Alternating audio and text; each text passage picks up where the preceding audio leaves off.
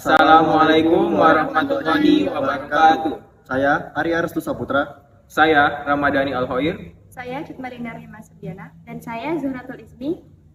Kami dari program studi D3 Administrasi Logistik, Universitas Logistik dan Bisnis Internasional. Mata kuliah Manajemen Pembelian. dan di sini kami akan memberikan penjelasan mengenai salah satu materi dari manajemen pembelian, yaitu mengenai selecting supplier. Halo semuanya, pernah nggak sih kalian bertanya-tanya siapa sebenarnya yang bertanggung jawab atas lancarnya suplai barang di sebuah perusahaan? Jawabannya divisi purchasing. Divisi ini punya peran yang krusial banget. Tanpa purchasing yang baik, produksi bisa terhambat, stok bisa kosong, dan bisnis bisa rugi besar. Kalau kalian jadi purchasing, kemudian disuruh milih dua supplier, yang satunya murah tapi sering terlambat, yang satunya mahal tapi sering tepat waktu, kalian pilih yang mana? Keputusan seperti ini adalah yang sering dihadapi oleh divisi purchasing setiap hari, dan jawabannya tidak selalu hitam putih. Divisi purchasing atau bagian pembelian bertanggung jawab untuk membeli barang ataupun jasa yang diperlukan oleh perusahaan, seperti contohnya alat produksi, raw material, hingga kebutuhan operasional harian dari perusahaan. Tapi, purchasing itu nggak cuma soal beli barang, ada proses perencanaan, penawaran harga, evaluasi kualitas, hingga menjalin hubungan baik dengan supplier ataupun vendor.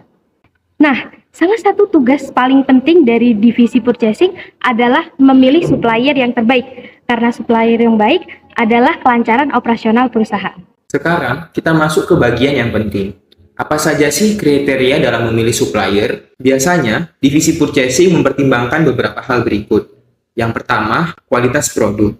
Produk harus sesuai standar karena kualitas barang dari supplier sangat mempengaruhi kualitas produk akhir dari sebuah perusahaan. Yang kedua, harga yang kompetitif. Harga yang terlalu mahal bisa menggerus margin keuntungan, tapi harga murah juga harus tetap realistis dan sesuai dengan kualitasnya. Yang ketiga, kapasitas dan konsistensi produk. Supplier harus mampu memenuhi permintaan baik dalam jumlah yang besar maupun dalam jumlah yang mendadak. Yang keempat, waktu pengiriman atau delivery time. Ketepatan waktu adalah segalanya. Keterlambatan bisa membuat kerugian yang cukup besar.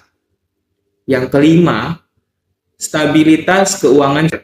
Supplier yang sehat secara finansial lebih bisa dipertimbangkan dan juga lebih bisa diandalkan dalam jangka panjang.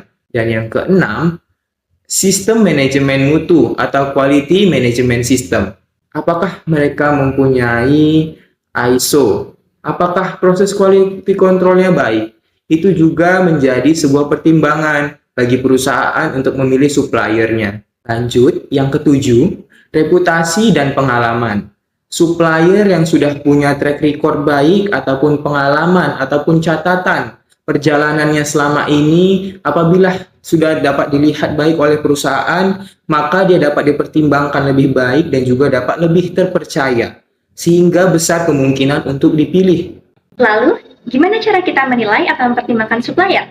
Berikut adalah 5 cara yang dapat dilakukan oleh perusahaan. Ini adalah metode untuk menilai supplier berdasarkan poin terpenting.